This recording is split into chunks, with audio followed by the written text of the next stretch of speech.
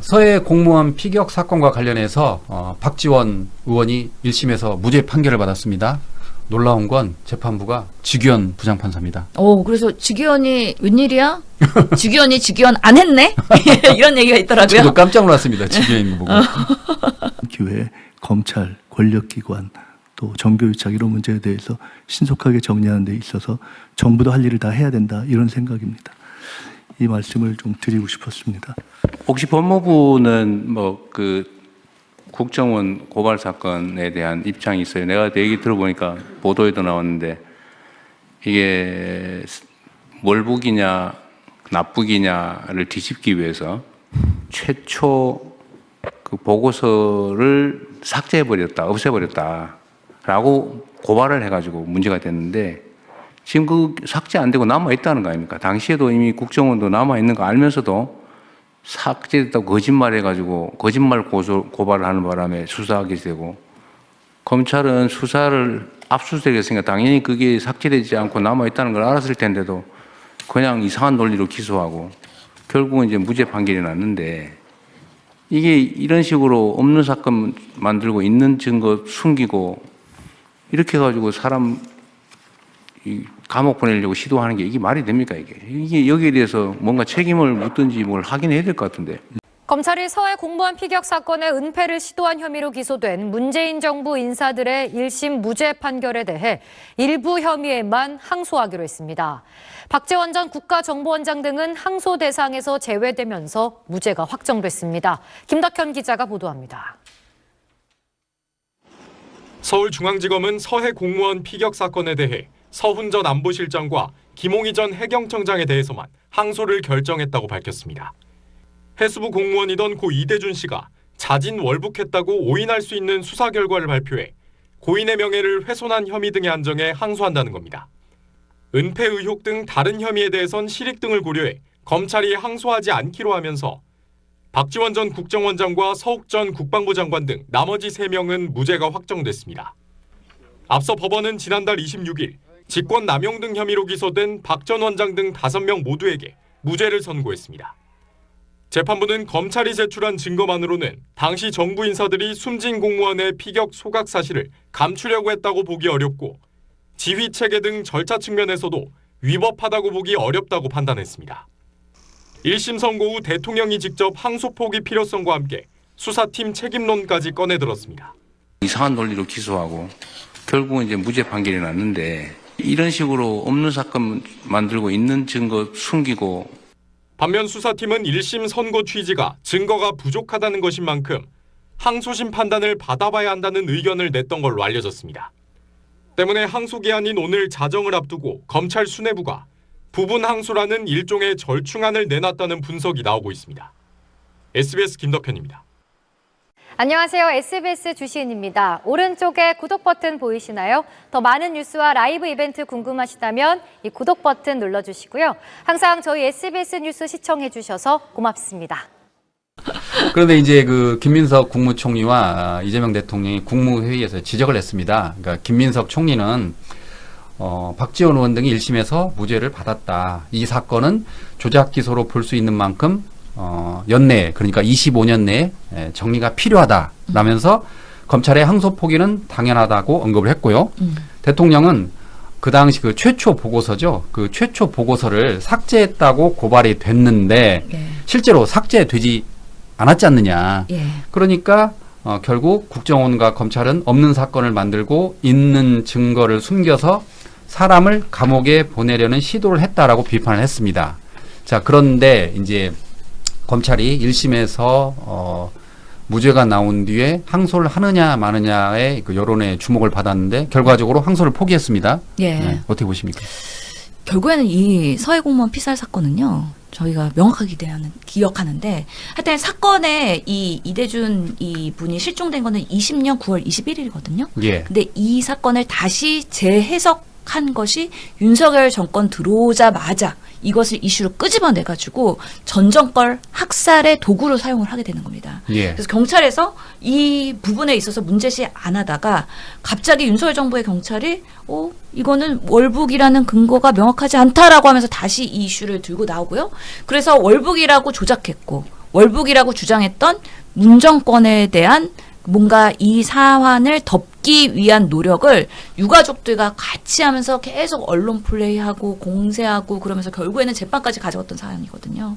그래서 이거는 명확하게 검찰을 이용한 윤석열 정권의 전 정권 죽이기의 하나의 대표적인 사례였던 것이에요. 예. 그렇기 때문에 이번에 1심에서 무죄를 받으면서 결국에는 이 검찰이 사실은 월북에 대한 근거의 삭제 이런 것들이 명확하게 근거가 없는데도 불구하고 이거를 삭제 지시한 박지원 국정원장 그리고 국방부 장관 이런 사람들을 기소하고서는 계속 유죄 추정으로 이렇게 재판을 하면서 괴롭혔던 거잖아요.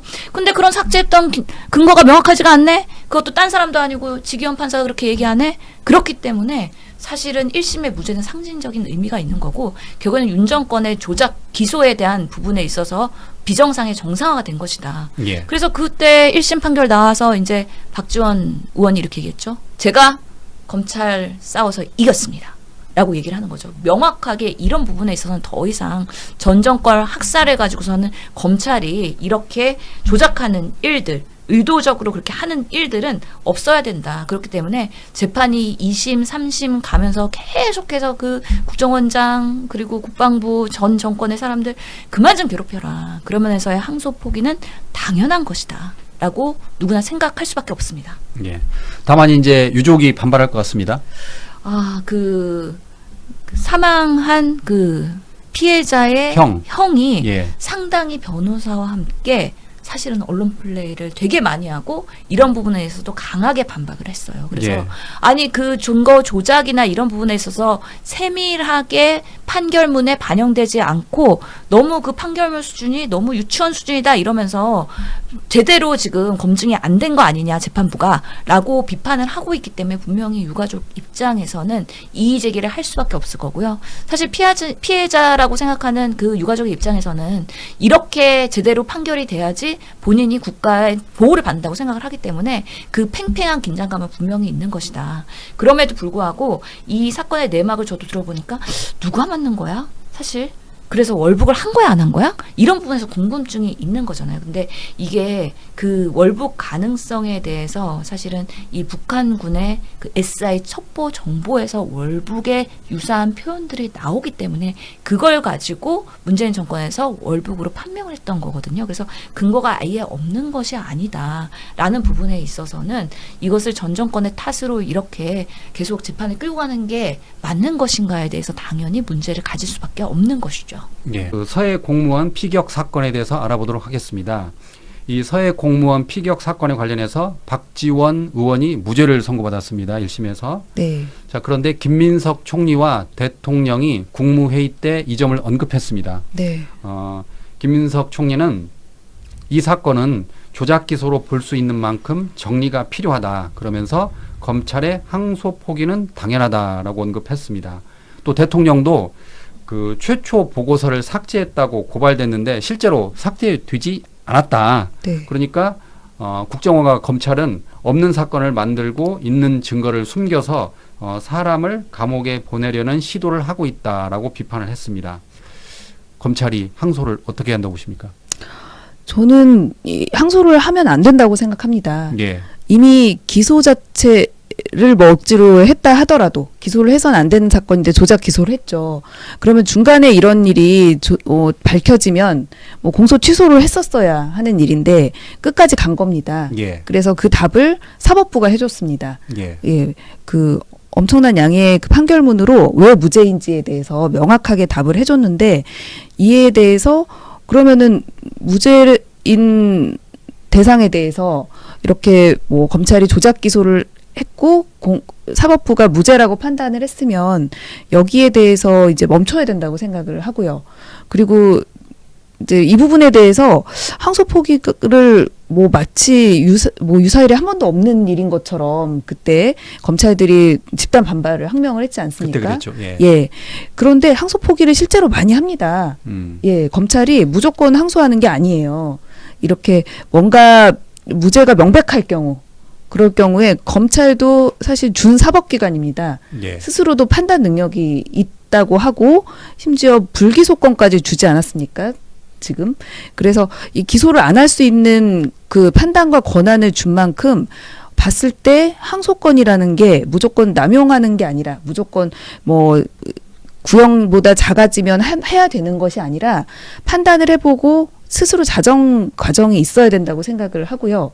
이에 대해서 그 실제로 통계로 봤을 때도 검찰이 피고인이 항소하지 않았는데 단독 항소한 사건에 이 인용률이 19%도 안 되면 19% 정도라고 알고 있습니다. 예. 그러니까 뭐냐면 무죄거나 뭐 굉장히 형량을 낮게 법원에서 아니라고 본 사건에 대해서 검찰만 이렇게 아니다 더 높게 해야 된다 유죄다라고 항소를 했을 때 2심 법원에서 그걸 인용해 준 게 19% 정도밖에 안 된다는 겁니다. 예. 그러니까 이 우리나라 이런 수사권의 무리한 또 남용, 그다음에 뭐 이런 항소권의 남용 이런 부분에 대해서 검찰이 스스로 어느 정도 자제해야 된다라는 새로운 정립 기준이 있어야 될 것 같습니다. 검찰이 뻔히 질 줄 알면서도 항소를 하는 이유 혹시 뭐 인사 고과에 반영이 되나요? 항소 포기를 하면 해당 검사가 뭐 인사적으로 이렇게 피해를 봅니까? 왜 어거지로 자꾸 이렇게 항소를 합니까? 엄청 그 피해를 보는 것 같지는 않습니다. 제가 예. 본 결과로는 본인이 이제 공소 유지했거나 어쨌든 이렇게 수사를 했는데 만약에 이게 무죄가 났는 경우에 예. 그 완전히 다 패배한 거 아닙니까? 그런 경우 심할서 정도 쓰는 걸로 알고 있습니다. 뭐 그런 게 많이 누적되면 뭐 고가에 반영이 되겠지만요. 예. 근데 검사들이 이렇게 꼭 항소를 하는 이유는 제가 봤을 때는 약간 승부욕인 것 같습니다. 승부욕. 예, 이게 뭐 꼭 나쁜 얘기가 아니라 본인이 어떤 사건, 저도 뭐 변호사 있지 않습니까? 한편에서 서서 이렇게 그 사건에 대해서 이입이 돼가지고 이제 감정이입이 돼서 거기서 계속 하면 그 사람이 유죄로 보이는 거예요. 검찰은 특히나 약간 답을 정해놓고 유죄인 거에 맞게 이렇게 뭐 계속 수사하고 공소하는 그런 그 약간 논리가 있기 때문에 내가 봤을 때는 이거 무조건 유죄가 나와야 되는데 무죄가 나왔다? 그러면은 항소해서 다시 한번 다퉈보겠다. 이거 의뢰인들도 우리나라 3세판인데 3심까지 갑시다. 그거랑 똑같은 심리예요. 예. 그래서 그런 심리도 어느 정도 작용하고 말씀하신 대로 이제 본인의 성과가 좀 계속 안 나는 부분도 약간의 그건 부수적인 것 같습니다. 예. 네. 그 기사를 보면 검찰의 딜레마에서 이렇게 나온 기사인데 이번 그 서해 사건 관련해서 항소를 하면 검찰 입장에서는 항명이고 네. 또 포기를 하면 조작 기소를 스스로 시인한 거다. 이렇게 나와 있어요. 그러니까 검찰은 이러지도 못하고 저러지도 못하고 지금 고민한다는 건데 지금 정작 법무부 장관은 항소 포기 뜻을 내비쳤잖아요. 예, 그렇습니다. 법무부 장관의 역할이 우리나라 뭐 사법 그 법무 질서, 검찰 이하의 법무 질서를 명확하게 이렇게 가이드라인을 잡아주는 역할이라 이렇게 무리한 조작 기소 사건에 대해서 또는 이렇게 무죄가 명백한 사건에 대해서 항소를 하는 것은 안 된다. 라는 정도 가이드라인을 갖고 계시고 그리고 실제로 항소를 하려면 그 최종 책임자는 그 청의 장입니다. 지금 상황에서는 중앙지검장이고요. 예. 중앙지검장 입장에서는 제가 뭐 오늘까지 나온 기사로 보면은 항소할 뜻이 없어 보입니다. 네. 그래서 항명을 하고 싶어도 개별 검사 입장에서는 사실은 하기가 좀 어려운, 몰래 넣을 순 없지 않습니까? 중앙지검장의 최종 결재가 있어야 되는데 아마 지검장 입장에서는 이거를 무리하게 그렇게 항소를 할 수 없을 것입니다. 그 1심 나오기 전에 네. 그 법사위가 열렸는데 박지원 의원이 1심 나오기 전에 그 이야기를 했어요.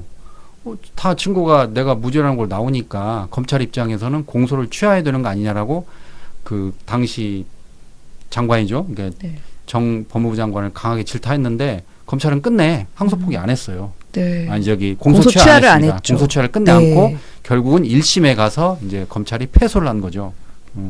그러니까 그 당시에 좀 했으면 좋을 텐데 안 했단 말이죠. 근데 이제 와서 이제 또 항소 포기하는 게 검찰 입장에서는 더더욱 그 입지가 궁색해지는 거죠. 맞습니다. 실제로 대법원 판례를 보면 이렇게 조작 기소는 당연히 말이 안 되고 그리고 위법하게 수집한 증거에 대해서도 사실은 그런 뭐 죄가 인정된다 하더라도 무죄를 선고하는 경우도 있습니다. 예. 검찰에 이렇게 절차적인 정의를 훼손하는 이런 식의 검찰의 수사 관행을 근절하기 위해서인데요.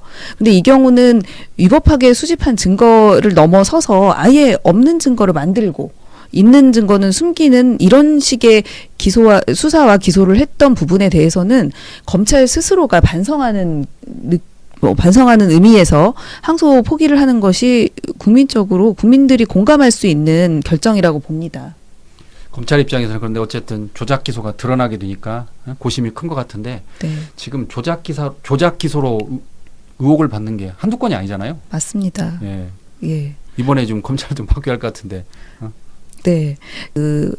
법이 유예되면서 올 여름부터는 공소청으로 바뀌지 않습니까? 예. 그래서 9월쯤 바뀌죠 아마. 예, 9월에 바뀝니다. 그래서 그 부분에 대해서 그 9월까지 유예되는 과정에서 어쨌든 뭐 여러 가지 제도가 구비되는데 그 과정에서 검찰이 이런 조작 기소 건에 대해서 그동안의 조작 기소 건에 대해서 어떻게 처리할 것인지 앞으로 그런 거에 대해서 좀 국민들께 어느 정도 이렇게 납득가는 어떤 가이드라인이나 어떤 정책, 향후 후속 조치 등에 대해서 저는 좀 내놔야 된다고 생각합니다. 예.